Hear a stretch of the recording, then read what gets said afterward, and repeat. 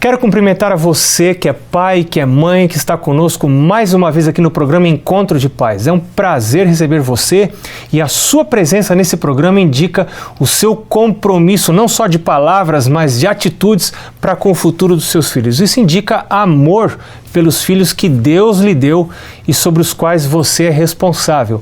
Muito obrigado por sua presença. O programa Encontro de Pais é um programa de oração intercessora por filhos.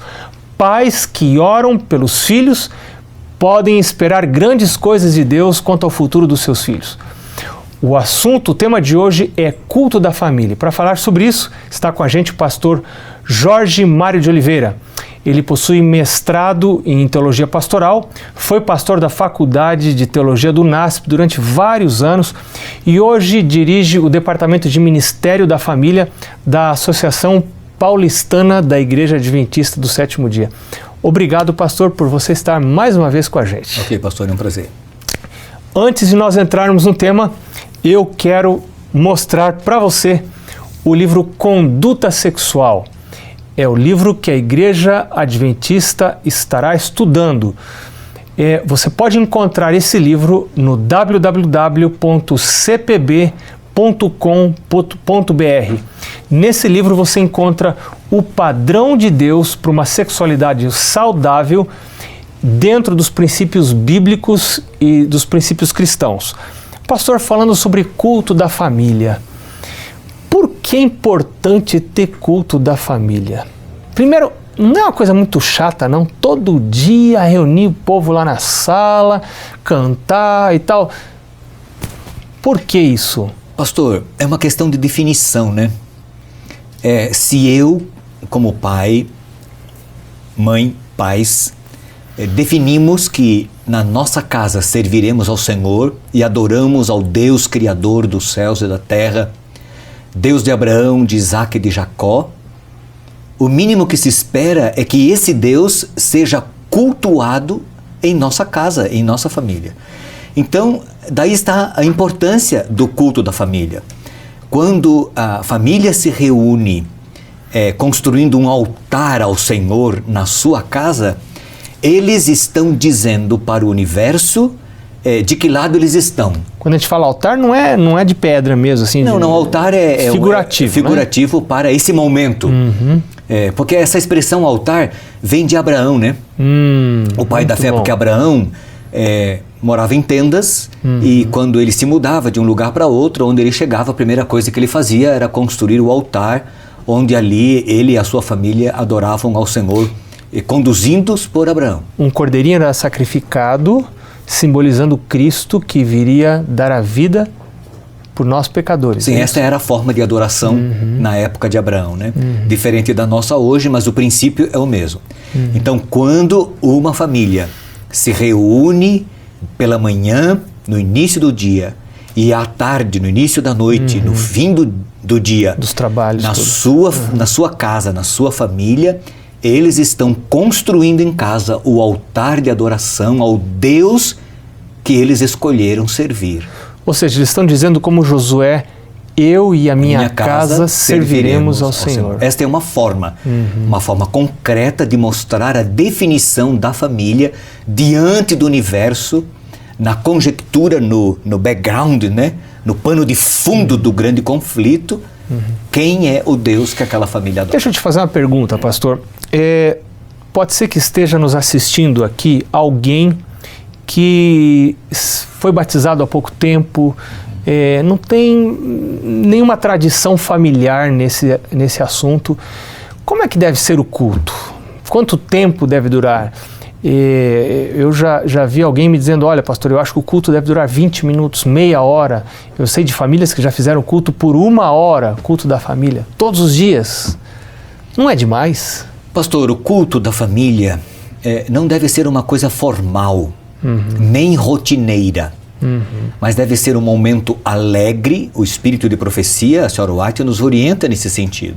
Um momento alegre, um momento em que a família canta um hino, no máximo 2 hinos ou 2 corinhos, né? Não mais do que isso.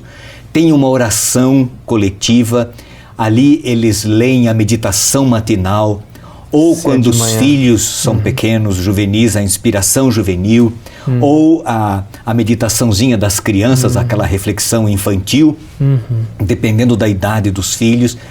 E tem uma reflexão rápida, pastor, é uma coisa rápida, não deve ser longo, não deve ser chato, não deve ser comprido. Ou seja, 5, 10 minutos ao todo. O máximo. Inclusive, pastor, eu gostaria de partilhar um pouco da minha experiência.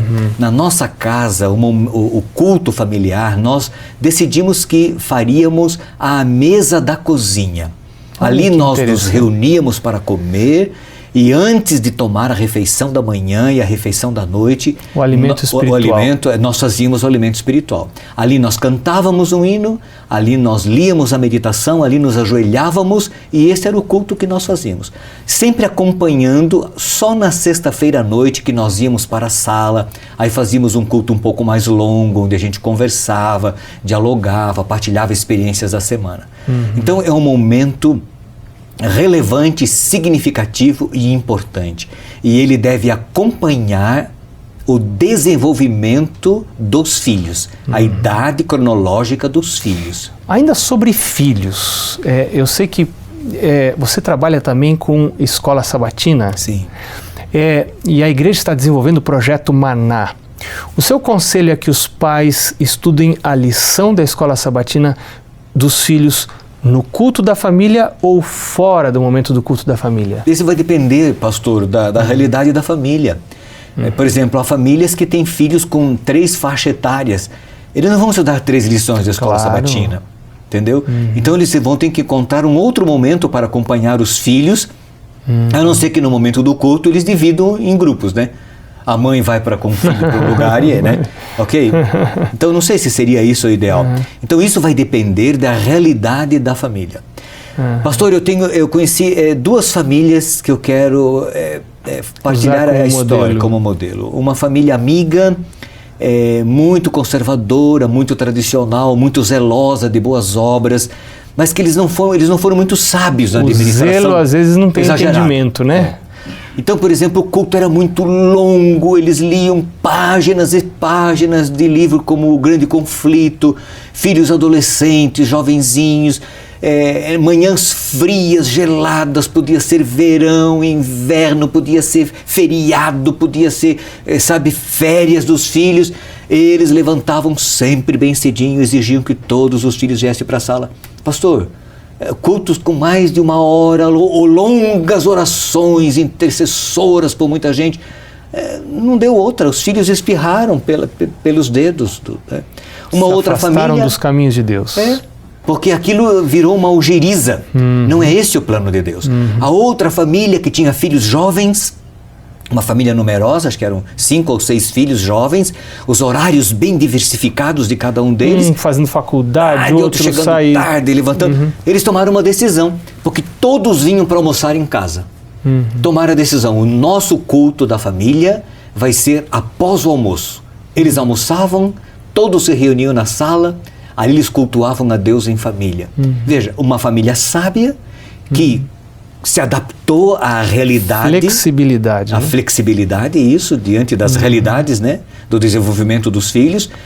Cultuavam a Deus em família, mantiveram os filhos no caminho de Deus. Claro que o ideal é você fazer pela manhã e à noite. Sempre você vai ter o maior benefício nisso. Mas temporariamente, para você fazer face a uma circunstância da vida, foi uma atitude inteligente que eles tomaram.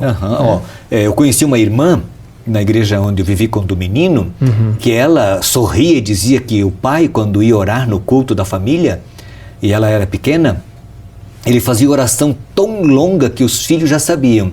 Dava tempo de levantar-se na oração, sorrateiramente, ir lá no filtro, pegar água, beber, ir no banheiro, e dava tempo de voltar e o pai ainda não tinha terminado a oração. Não é isso que Deus espera. Ellen White diz que orações muito cumpridas em público são sinal de fraca vida espiritual em particular. É isso mesmo. Então as orações devem ser... Os cultos. Os cultos devem ser alegres, dinâmicos, vibrantes, interessantes. As crianças devem se envolver, devem ser relevantes para elas, significativo para as crianças. Se elas são muito pequenininhas, as orações têm que ser infantis, numa linguagem que a criança possa entender. Ou seja, esse ponto é interessante porque me parece, e assim meus pais faziam, que o culto da família deve ser na linguagem do membro mais novo da família. É isso mesmo. Então, eu me lembro que na casa dos meus pais se estudava a lição do meu irmão, que meu irmão é mais novo. Eu tenho uma irmã no meio e o meu irmão mais novo. Então, a lição que se estudava na hora do culto da manhã, aliás, no culto da noite, era a lição do meu irmão. E rapidamente, não demorado. E os filhos maiores, então, tinham que estudar a lição só separadamente, né? Que é um bom exercício para desenvolver a prática da vida devocional individual e pessoal. Claro, porque você tem que fazer essa transição da espiritualidade comunitária ou do conjunto da família para a sua comunhão pessoal, né? Agora, pastor, qual é o segredo para que o culto não morra? Eu vejo assim que algumas famílias começam a fazer o culto muito bem motivadas e daqui a pouco o programa do culto não continua. Pastor, é uma questão de prioridade, pastor. Aquilo que onde está o teu tesouro, aí estará o teu coração. É uma questão de valores. É uma questão de prioridade, é fundamental. Ou seja, a gente tem que ser flexível em algumas coisas, mas para algumas outras coisas a gente precisa ser meio radical mesmo. Não tem outro jeito. Porque se você não disser, nós vamos fazer o culto, e houver um acordo do casal, vamos fazer o culto ainda que caiam os céus. Ainda que a sogra visite a casa, que o cachorro morra, que fique desempregado, nós vamos ter culto. Ninguém vai para a cama sem fazer o culto, ninguém sai de casa sem fazer o culto. Eu me lembro que esse era o acordo do meu pai e da minha mãe, né? Isso é muito saudável para a gente. Eu tenho essa memória do culto da família, que eu creio que seus filhos também têm, né? Nós definimos que nós cantaríamos apenas 2 músicas, isto é, sempre aquelas 2 músicas, ou era uma ou era uma outra, no culto da manhã, por exemplo, para marcá-los.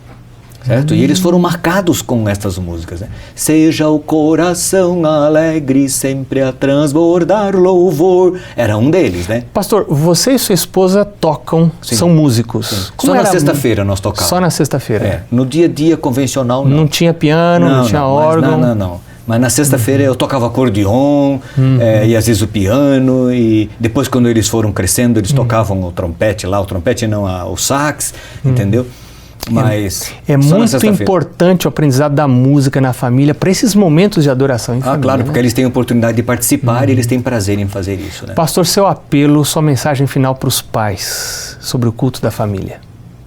Não perca esta oportunidade de reunir seus filhos em torno do círculo da sua família para adorar a Deus todas as manhãs e todo início de noite.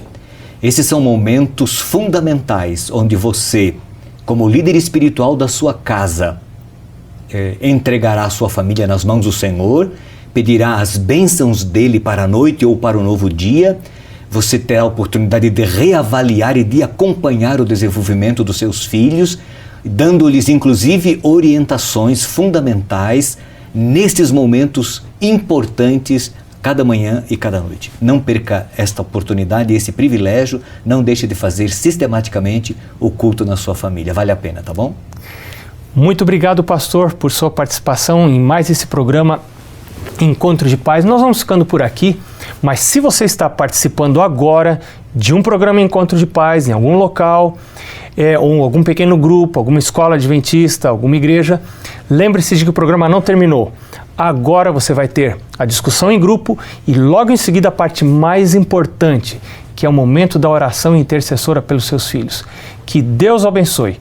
Nós voltamos no próximo programa e queremos convidar você para estar conosco. Um abraço e até lá.